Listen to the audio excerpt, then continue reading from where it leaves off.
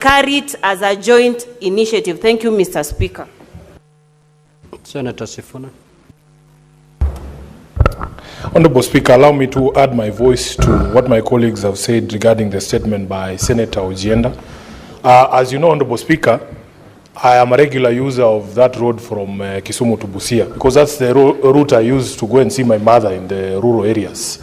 I branch off at Rodis there and join the road through Emuhaya and Sabatia, then go all the way through Mumias to Bungoma. And Honorable Speaker, the state of that road, especially the space after, or the distance after Maseno, all the way to Busia town, as has been described by my colleagues and by Senator Ojienda, is in very bad shape. Honorable Speaker, allow me to be devil's advocate for two institutions that have been mentioned very adversely here. First, let me attempt to say something positive about the members of the National Assembly, because I was there in Bondo just this weekend, where those pronouncements by the Honorable Raila were made.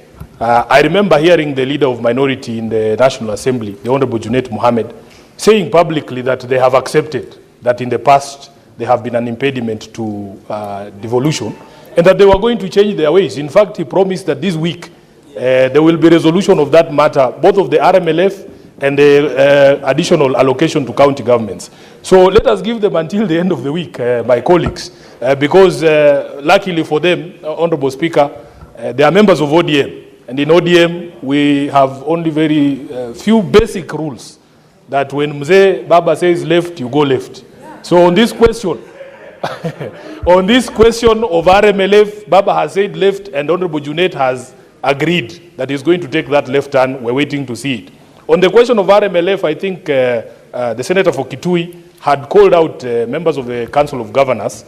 I saw that story myself in the news, Honorable Speaker, and they were quoting the governor of Homa Bay, who's a chairperson of ODM. In fact, what the governor said is that because of what the National Assembly members had given as an undertaking to deal with the question of RMLF this week and the question of additional allocations, then really they themselves as a Council of Governors were prepared upon those concessions being made by the National Assembly to withdraw that case on RMLF. It was not to say that they were ceding ground. At least that is how I understood it to be. Honorable Speaker, let me just conclude by saying that even here in Nairobi, I was receiving petitions today from residents of Kilimani. They were reminding me of a sporting competition that we used to attend when we were a bit younger, called the Rhino Charge, Honorable Speaker. They are saying Rhino Charge can now be very easily held in Kilimani because of the state of the roads in Kilimani, Honorable Speaker. And therefore that we must raise our voices, but we have said that we need to unlock this question of RMLF. We need these county governments to have funds, but also county governors are hiding behind this RMLF thing because it is not the only source of revenue for county governments. Here in Nairobi, we were told by our governor that we have exceeded, or we have gotten the highest ever on-source revenue of about 12 billion. We should see an allocation of that money going to roads. And also, Honorable Speaker, when he appeared before the Senate Energy Committee, he made a commitment that going forward, every person who applies for a construction license must undertake to return the infrastructure to the same state that they found it. Because, Honorable Speaker, in Kilimani, you repair a road today, the next day, somebody is drilling the foundation for a 20-story building, and the road that you have just repaired the other day is being ruined again because of the heavy trucks that are delivering their construction material.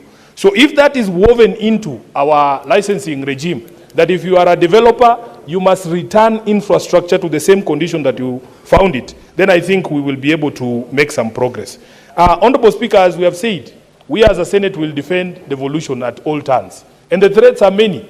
I was having a conversation with the governor of Murang'a, Honorable Speaker, that the county government of Murang'a, exercising his mandate, because water is a devolved function, decide that they are going to lower rates for the residents of Murang'a. And there is a national government organization called WASREB that tells the governor that you cannot reduce the cost of the tariff of water for your people. It is ridiculous because WASREB themselves, they get money out of every liter that the people of Nairobi pay for. So if you reduce the cost for the people of Nairobi, you reduce the amount that is going to WASREB, which is a national organization that should not even be existing. Therefore, Honorable Speaker, We need a wholesome conversation about the state of our roads. We need to unlock the issue of RMLF, but county governors must also now allocate resources to develop roads outside of that RMLF infrastructure. I thank you, Honorable Speaker. Now, Honorable Senators, we will come back to these statements. I'd wish to rearrange the